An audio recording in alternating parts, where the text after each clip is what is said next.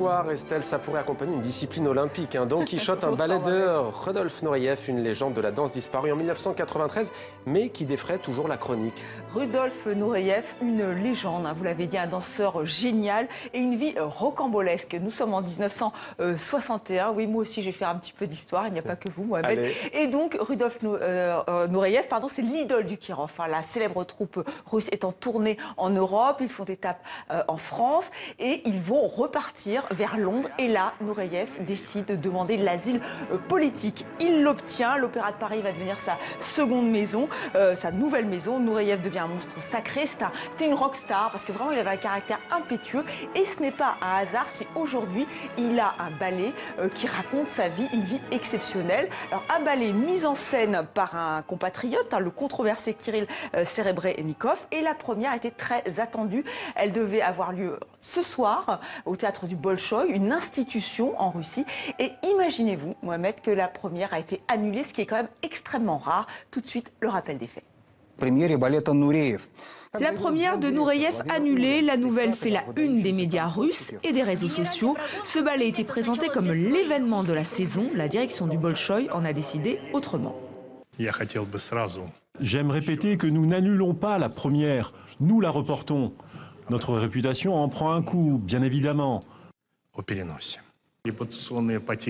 N'importe quelle annulation de spectacle a un impact sur la réputation et on le comprend.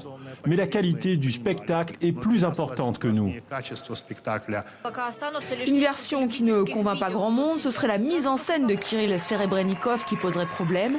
Il aurait dressé un portrait très cru de l'homosexualité du danseur étoile. Le ministre de la Culture s'en serait ému. La direction du Bolchoï dément. Serebrennikov, lui, préfère rester laconique. C'est le théâtre qui a pris cette décision. Le metteur en scène et cinéaste russe avait déjà eu quelques soucis avec la justice russe. Son domicile a été perquisitionné en mai dernier dans le cadre d'une affaire de détournement présumé de fonds publics.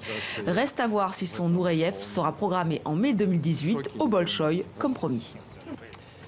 L'avenir nous le dira, Estelle. En attendant, on quitte la Russie pour l'Australie avec Mom. Oui, Mom, alors ça s'écrit Mom, on fait un petit peu comme on veut. Enfin, ce jeune artiste cache très bien son jeu, car justement, ce haut barré fait penser à la Norvège ou à la Finlande, mais ses influences musicales sont australiennes.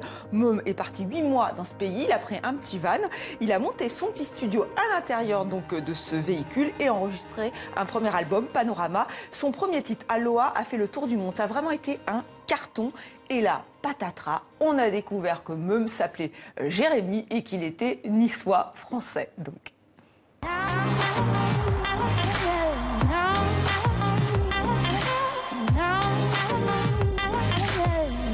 L'idée, c'était vraiment qu'on ne sache pas d'où je vienne dès le départ, parce qu'il y a quand même ce fantasme français des étrangers. Souvent, quand il y a un groupe qui vient d'ailleurs, c'est exotique, c'est cool.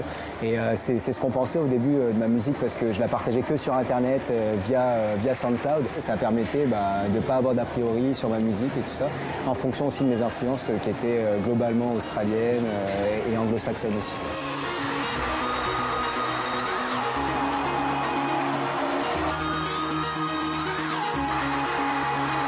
L'électropop, c'est très vague, ça veut tout et rien dire. Surtout aujourd'hui, l'électronique prend une part énorme en fait dans la production et du coup, je qualifierais ma musique de chill wave. C'est un style de musique qui date il y a très longtemps, qui lie beaucoup le surf, la nature et la musique en général. Et ça a beaucoup évolué. Et en Australie, en fait, j'ai découvert des groupes qui m'ont influencé comme Tora, Lamar. C'est des groupes très indés, donc pas très connus. Et qui en fait développe ce genre de musique. Et vu que je produisais ce type de musique aussi dans ma chambre, je me suis dit, moi aussi, c'est vrai que je fais de la chill wave en fait.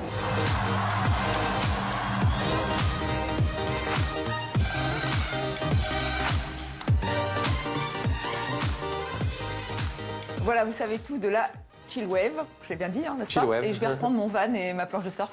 Pour l'Australie. Merci Estelle, c'était demandé. Le programme...